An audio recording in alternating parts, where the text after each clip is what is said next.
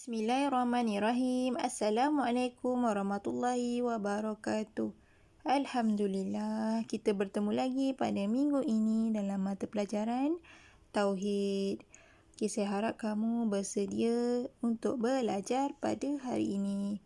Okay, mari kita baca doa belajar dahulu. Bismillahirrahmanirrahim. Allahumma aftah alaina hikmataka wa insyur alaina min khazaini rahmatika ya arhamar rahimin. Amin. Okay. Seterusnya, kita akan belajar sifat Allah yang wajib dan mustahil. Okay, kita dah belajar minggu lepas pengertian sifat wujud. Okay, sifat wajib bagi Allah iaitu wujudun dan sifat mustahil bagi Allah adamun. Wujudun lawannya adamun. Kita dah belajar minggu lepas. Untuk minggu ini, kita akan belajar dalil nakli, dalil akli dan juga faedah mengenal sifat wujud. Okey. Sekarang kita akan belajar dalil nakli dahulu. Okey, dalil nakli adalah dalil bukti dalam Al-Quran dan juga hadis Rasulullah sallallahu alaihi wasallam. Okey, hari ini adalah dalil nakli di dalam Al-Quran, iaitu surah An-Nas 1 hingga 6, ayat 1 hingga 6. Okey, mari kita baca bersama-sama. A'udzubillahi minasyaitonirrajim. Bismillahirrahmanirrahim. Qul a'udzu birabbin nas, malikin nas, ilahin nas, min syarril waswasil khannas, alladzi yuwaswisu fi sudurin nas, minal jinnati wan nas. Okey, alhamdulillah. Okey, kita baca maksudnya pula. Katakanlah, wahai Muhammad, aku berlindung kepada Allah, pemelihara sekalian manusia, yang menguasai sekalian manusia, Tuhan yang berhak disembah oleh sekalian manusia, dari kejahatan pembisik, penghasut yang timbul tenggelam, yang melemparkan bisikan dan hasutannya ke dalam hati manusia, iaitu pembisik dan penghasut dari kalangan jin dan manusia. Okay, alhamdulillah, ini adalah maksud kepada surah An-Nas ayat 1 hingga 6. Okay, kamu faham surah ini tentang apa? Okay, surah ini adalah untuk kita minta perlindungan kepada Allah Subhanahu Taala daripada hasad dengki manusia dan juga jin. Okay, dengan kewujudan Allah, kita boleh minta perlindungan kepada Allah Subhanahu Taala daripada kejahatan manusia dan jin. Okay, Tuhan adalah berhak disembah. Tuhan yang berhak disembah adalah Allah dan kita wajib minta perlindungan kepada Allah. Okay, seterusnya dalil akli. Okay, dalil akli adalah dalil daripada akal fikiran. Okay, daripada pemikiran manusia. Okay, Allah Subhanahu Wa Taala mencipta, okay, baca sama saya, langit, bintang, bulan, matahari, bumi, udara, manusia, binatang. Okay, semua ini adalah ciptaan Allah Subhanahu Wa Taala. Okey, kesemuanya langit, bintang, bulan, matahari, bumi, udara, manusia, binatang, semua adalah ciptaan Allah. Okey, manusia tak boleh buat udara, manusia tak boleh buat manusia. Okey, manusia tak boleh buat bintang, hanya siapa yang boleh? Hanyalah Allah Subhanahu Wa Taala. Itu menunjukkan Allah itu wujud. Okey. Seterusnya, faedah mengenal sifat wujud. Faedah mengenal sifat wujud. Okey, baca sama saya. Pertama, iman semakin kukuh.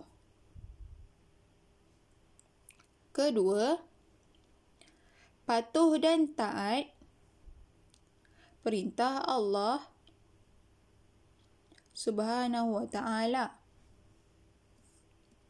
Ketiga, berakhlak mulia. Keempat, sentiasa merasakan diri diawasi Allah Subhanahu Wa Taala. Okey. Maksudnya kat sini adalah faedah itu adalah kelebihan apabila kita kenal Allah itu bersifat wujud. Jadi bila kita tahu Allah tu wujud, kita akan jadi, iman kita akan jadi semakin kuat, semakin kukuh. Kedua, kita akan semakin jadi patuh dan taat kepada semua perintah Allah.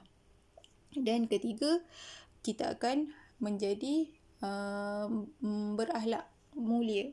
Okay, kita akan rasa kita akan buat perbuatan yang baik. Apabila kita sentiasa diawasi oleh Allah, kita akan sentiasa melakukan perkara kebaikan. Okay.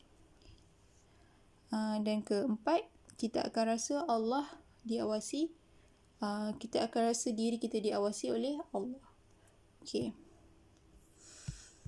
Seterusnya adalah, tahukah anda wujud alam ini membuktikan wujud Allah Subhanahu Wa Taala, dan wujud Allah adalah selama-lamanya. Okay, alam ini kita lihat adalah membuktikan Allah itu wujud, dan Allah itu wujud selama-lamanya. Okay, amalkan, perbanyakkan membaca surah Al-Ikhlas. Tahu surah Al-Ikhlas tu apa? Okay, surah Al-Ikhlas adalah surah yang pendek juga. Okay, mari kita baca. Bismillahirrahmanirrahim. Qul huwallahu ahad. Allahus samad. Lam yalid wa lam yulad. Wa lam yakul lahu kufuwan ahad. Okay, itu adalah surah Al-Ikhlas. Kita kena sentiasa amalkan surah Al-Ikhlas. Okay. Seterusnya adalah, kamu kena buat latihan dalam buku aktiviti muka surat 26 dan 27. Okay, ini saya akan beritahu macam mana cara untuk membuat latihan dengan mudah. Okay. Yang ini muka surat 26, sesuaikan. Okay, kamu kena garis mana jawapan yang betul. Wujudun, apa erti dia? Okay, kamu kena gariskan. Adamun, apa erti dia? Kamu kena gariskan yang mana satu. Yang ini tiada dan ini ada. Okay, yang ini adalah dia suruh kamu pilih jawapan yang betul dan tandakan right. Okay, kamu kena tandakan right jawapan yang betul. Okay, nombor 1. Hukum mempercayai Allah bersifat wujud ialah, okay, alif wajib, ba harus, jim sunat. Okay, soalan nombor 2. Lawan bagi sifat wujud ialah apa? Alif fanaun, ba hudusun, jim adamun. Okay, kita dah belajar minggu lepas. Apa dia? Okay, soalan nombor 3. Allah, apa dia? Bersifat tiada. Okay, alif wajib, ba mustahil, jim harus. Okay. Keempat, manakah kesan mempercayai Allah bersifat wujud? Okay, alif dibenci Allah dan Rasul, ba mudah putus asa, jim iman semakin bertambah. Maksudnya iman semakin kukuh lah. Okay. Okay, alif ba jim. Mana satu jawapannya kamu kena right. Okay. Seterusnya, muka surat 27, kamu kena jawikan perkataan. Okay, jawikan mana satu yang betul. Okay, tiada, udara, bulan, bintang, langit, bumi. Okay, ini semua ada jawapannya dalam buku teks. okey, yang kita belajar tadi. Okey, kamu boleh salin balik, tengok dalam konteks ataupun kalau kamu dah pandai, kamu buat sendiri lagi bagus. Okey. Kemudian, tulis semula perkataan dengan huruf jawi tunggal. Okey, tulis semula perkataan dengan huruf jawi tunggal. Okey, ini kamu kena ceraikan. Okey. Contohnya taat, Allah perintah. Taat ni huruf apa? Okey, kamu kena letak satu-satu ceraikannya. Okey. Itu sahaja. Okey, kamu kena jawab dan kamu kena ambil gambar dan kamu kena hantar ke dalam grup channel Tauhid. Okey, kamu kena hantar dan kamu kena siapkan hari ni ataupun esok.